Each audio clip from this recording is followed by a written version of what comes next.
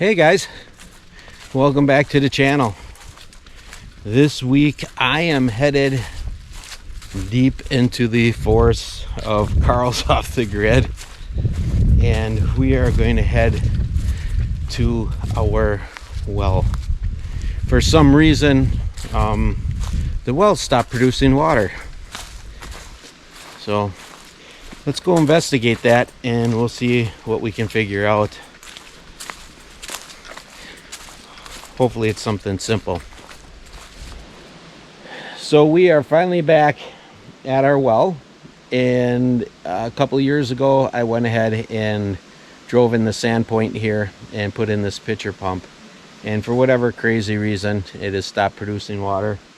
So we're going to take it apart. Normally I cover this with a bucket, and that's just to keep, you know, dirt and debris from going inside. I don't know, that's a necessity to do that. But for some reason the bucket came off, and all the water that is usually kept inside the top of this pitcher pump has evaporated and everything's dry. So I'm hoping that it's just a matter of taking this apart and replacing the leather gaskets, and I'm hoping that the water level underground has not changed. So what I've done when I put this pump in years ago, I went ahead and I put this ball valve in here, and what I do is when I get this pump all primed up and I pump the water out, when I'm done pumping I usually turn this valve off, and that helps keep water in here and keeps the leather gasket moist, and then I don't have to worry about losing prime on the pump. But for some whatever reason my bucket disappeared that covers this, everything dried up, and now I have no water. So we're going to take this apart. I'm no expert on this, but I'm just going to show you how this pump works. We go ahead and we loosen up this nut on the back here, and then I can also loosen these two bolts that are down here, and that will help us take the pump completely apart, and then we can start replacing gaskets.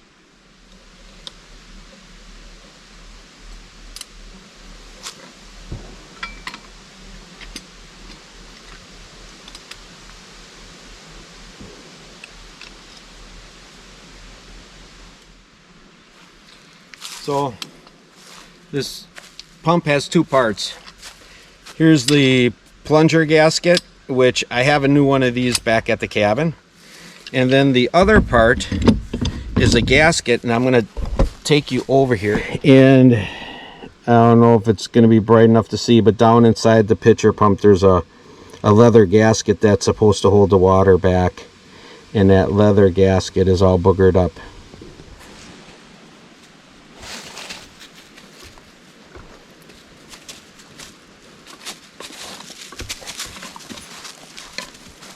Hey, Topher, are you here to play or are you here to help me?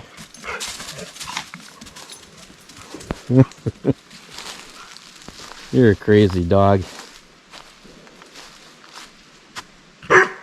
What's that sound? Is somebody shooting? Hunt them up. But we'll take these apart and we'll see what that gasket looks like once we get this all apart.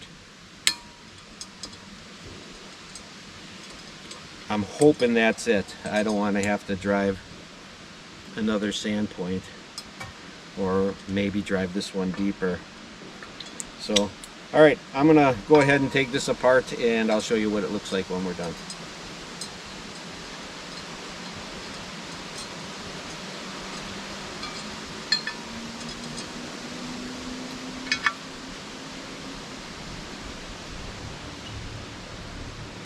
That's the problem right there. Here, I'll grab the camera and I'll show you what happened. Alright, so this is like the check valve, and you can see this leather gasket for whatever reason has slid over sideways, and it's not making any type of seal. This hole here shouldn't be there.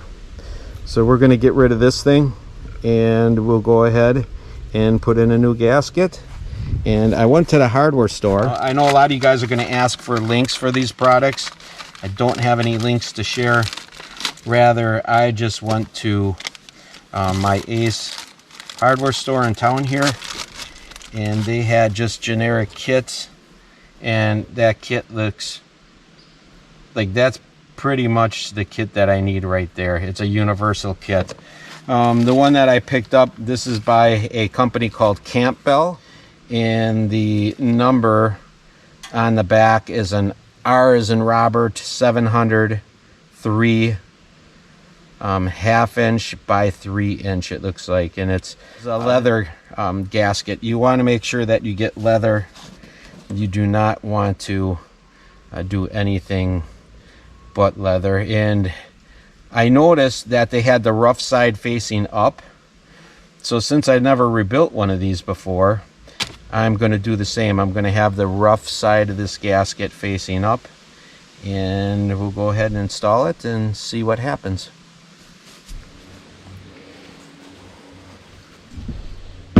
Alright, so when I took this apart, I noticed that this little flapper was just laying loose in there, and it had this bolt going through it, and I believe that this is supposed to be all attached, and this is probably a weight that helps bring this flapper down after you suck the water up out of the well. And it was just laying loose and not even connected to the old leather gasket that was in there. So what we're going to do is we're going to go ahead and I'm going to attach this one.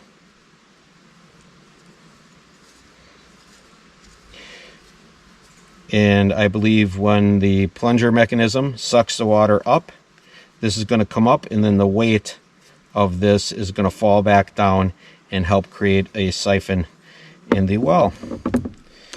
So we were lucky enough that I have all the tools in the back of the side-by-side. So we're going to go ahead and we'll give that a good snug. And then I'm going to want to try to keep this weight kind of centered within this cutout section here. And that's not perfect, but I think that's probably good enough. So now that'll fit underneath this part of the pump. So that's going to be the first part of the rebuild. I'm doing this real time, so I literally have maybe 5 minutes into it. So let's go ahead and put this back together, and we'll see how it turns out.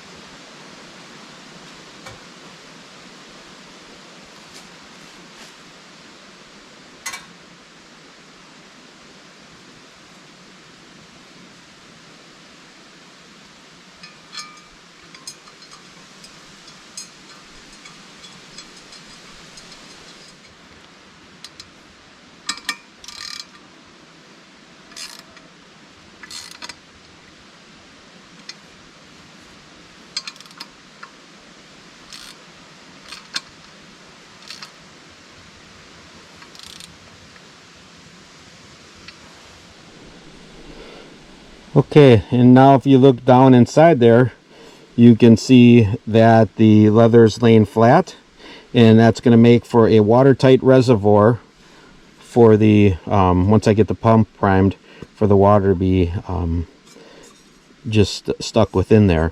And then now you see the walls here. This is still a new pipe. You can see that they have really no signs of wear on them. Okay, now that I've taken that one gasket and replaced it, and I'm looking at this gasket, this thing still looks like it's brand new. I'm not going to replace it. I believe I do have a replacement gasket for it. I'm just going to go ahead and put this gasket in stock, and let's see if there's a gasket number on here. This one is R702 3x2, and it's also made by Campbell. So I'm going to keep that in my supply, and I honestly believe the whole problem was created by this here. And so I don't want to stick a whole bunch of work in here not knowing whether or not to have water still in my well. So I'm going to start out with this simple thing first, and I'll go get some water, and I'm going to soak that new leather.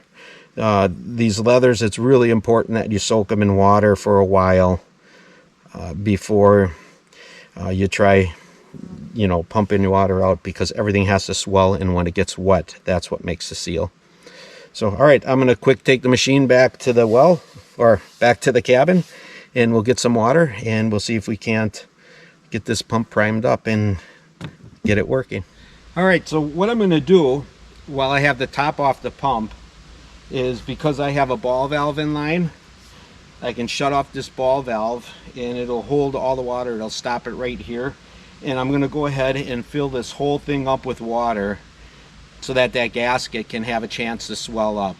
If you have a well and you don't have a ball valve put in place, then you could do the same thing by taking that leather gasket and throwing it in a bucket of water and just let it soak for a good 45 minutes to an hour, and that should be enough to start to make it be real pliable and start to make a seal.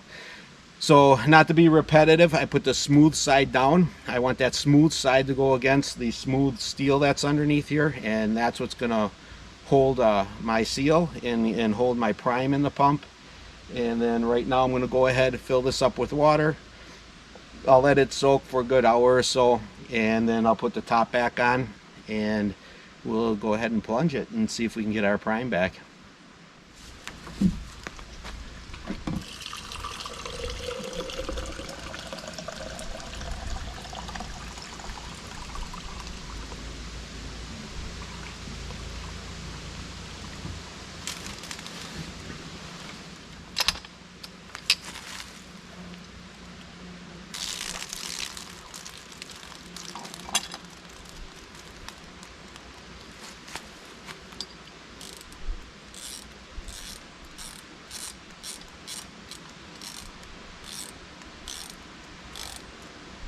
I'm going to go ahead and open up the ball valve, and if you don't have it open, obviously you can't suck water up through the system. And I'm going to hold my hand over the spout and just keep pumping until I get water. This is a really shallow well here, so I'm assuming if we're still in the water table, we should get water relatively quick. So, all right, since I got all my strength in my left arm, I'm gonna go ahead and see what we can do here.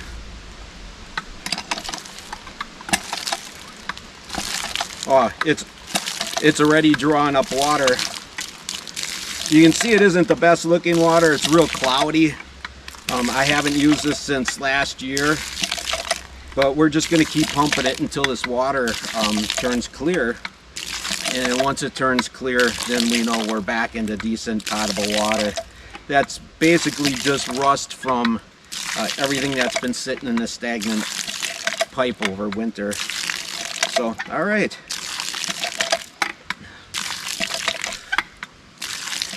I'm going to save you guys the headache of watching me pump water out of here, but we have restored the pump, and the pump's back in working condition. So that's another project taken care of at the off-grid cabin. We're back into decent water, and now instead of running all down to the lake and dipping buckets of water or going to the artesian well, now I can start using my shower and bath water from this pump and not have any issues with it. And I wish you were here. I wish you could feel this water, even though this well is only like 12 to 15 feet deep.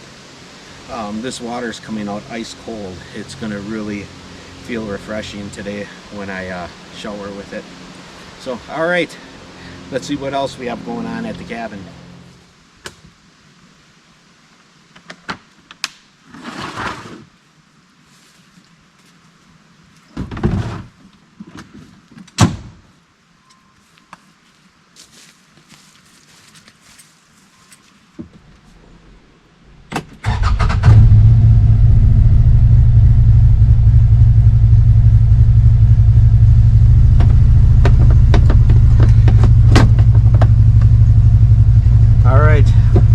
back to the cabin.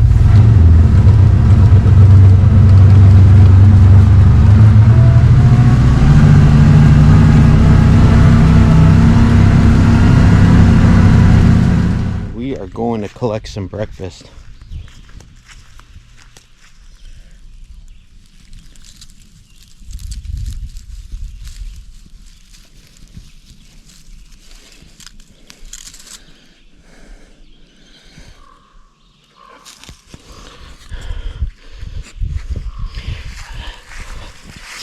I already brought one load in for my wife, and I think that group of strawberries is just for me. Nothing better.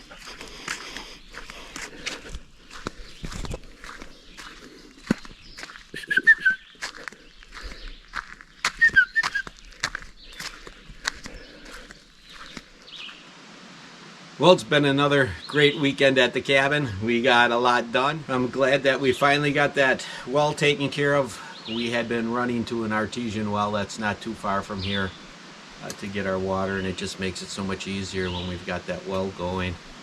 And had grandkids here and went out and did a little bit of riding on UTV, did a little bit of sightseeing. So all in all, everything is good. It's all about building memories at the cabin. So thank you guys for tuning in and checking out the channel. If you're new to the channel, thank you so much for joining us. If you haven't yet, I encourage you to subscribe. It doesn't cost you anything, but it helps promote the channel and the algorithm. So, all right, we'll see you next time on Carl's Off the Grid. Thanks.